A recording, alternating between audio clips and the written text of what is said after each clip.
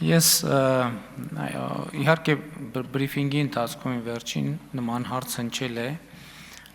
նման կամ դրա այդ ուղղությամբ հարց հնչել է, ես ուզում եմ մեր բոլորի ուշադրությունը հրավիրել հետևյալի վրա, որ 2017 թվականի համեմատ նախ 2025 թվականի արդեն կատարված բյուջեն ավելի քան 130%-ով ավել է եկամտային մասը միայն։ Երկրորդը ուզում եմ մեզ բոլորիս հիշեցնել, որ 2025 թվականի բյուջեում մենք պետական ապարատի պահպանման ծախսերը կրճատել ենք 4%-ով, որը ընդհանուր առմամբ կազմում է 6.5 միլիարդ դրամ։ Այսինքն 2025 թվականին մենք պետական ապարատի ծախսերի համար, այդ թվում աշխատավարձերի եւ այլնի համար կրճատել ենք ֆոնդը 6.5 միլիարդ դրամով, պահպանման ծախսերը ընդհանուր առմամբ, ճիշտ եմ, չէ՞, ասում 6.5 միլիարդ դրամով։ Սա մենք ինչի համար ենք արել։ Սա մենք արել ենք հետևյալ տրամաբանությամբ, որ մենք համարել ենք, որ պետք է մեխանիզմներ ստեղծենք, որպեսզի պետական ապարատը ինքը փնտրի եւ գտնի պետական բյուջեում անարդյունավետ ծախսող տեղեր, ուրեմն միավորներ, հաստիկներ, որոնց անհրաժեշտությունը չկա, բայց որոնց վրա գումար ենք ծախսում եւ 25 թվականին մենք 6.5 միլիարդ դրամով փաստացի կրճատել ենք այդ ծախսերը եւ հետեւաբար այն որից հետո մենք ներդրել ենք կատարողականի վրա հիմնված վարձատրության համակարգ, որը պիլոտային ծրագիր է եւ որը մենք նպատակադրված ենք որոշակի փորձարկումների արդյունքում այդ թվում բերել եւ օրենքի տեսք տալ դրան, ինչի համար ենք դա անում, որովհետեւ կարծում եմ, որ եւ դա մեր ռազմավարություններին է վերաբերում, որ մենք պետական ինստիտուտները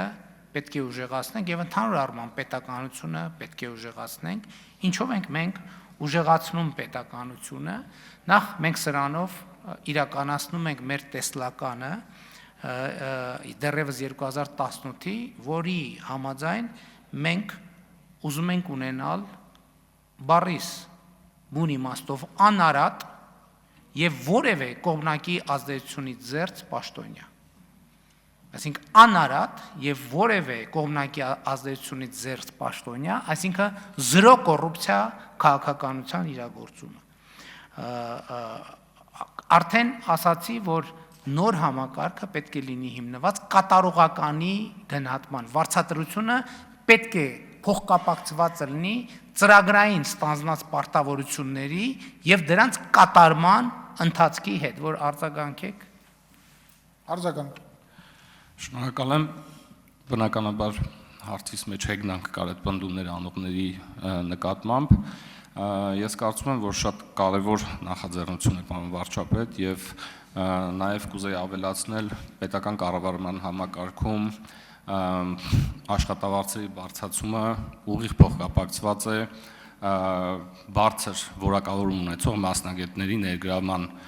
հետ եւ ես կարծում եմ, որ դրանով մրցակցայնությունը հստակորեն կբարձրանա եւ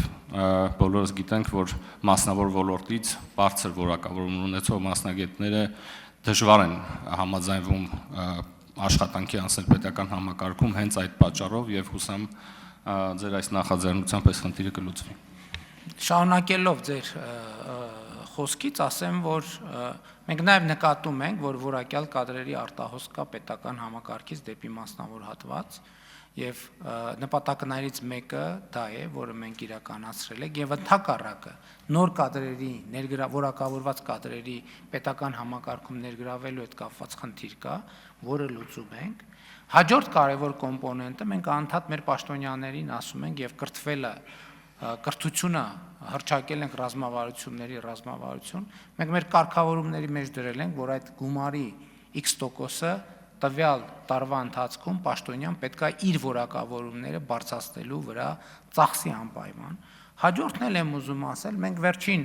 ամիսներին, վերջին տարվա ընթացքում նաև նկատել ենք, որ պետական պաշտոնյաների նկատմամբ այն մարդիկ, ովքեր անսահմանափակ փող ունեն եւ քաղաքականության մեջ ներգրավված են, պետական պաշտոնյաներին ծանրաբեռնում են անհամաչափ հայցադիմումներով ամենատարբեր անձնական բնույթի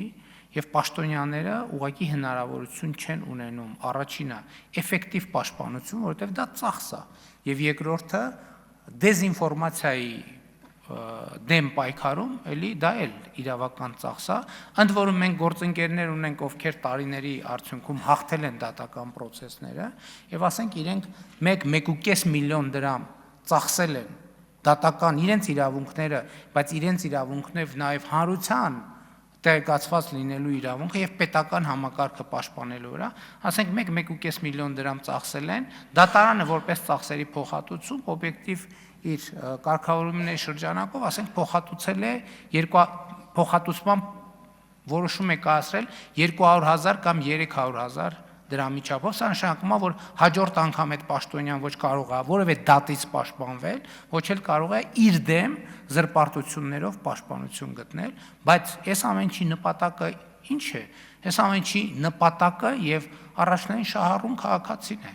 որովհետեւ տեսեք ինչ հարց լինում է, չէ՞, քաղաքացու կյանքի հետ կապված, ում են ասում կամ պաշտոնյային։ Մեզ պետք է որ պաշտոնյան գեր կենտրոնացած լինի իր խնդրի վրա եւ որը մինիմալ բան նրան շեղի իր աշխատանքից եւ սա շատ կարեւոր որոշում է եւ ես ուրախ եմ որ այդ որոշումը կայացրել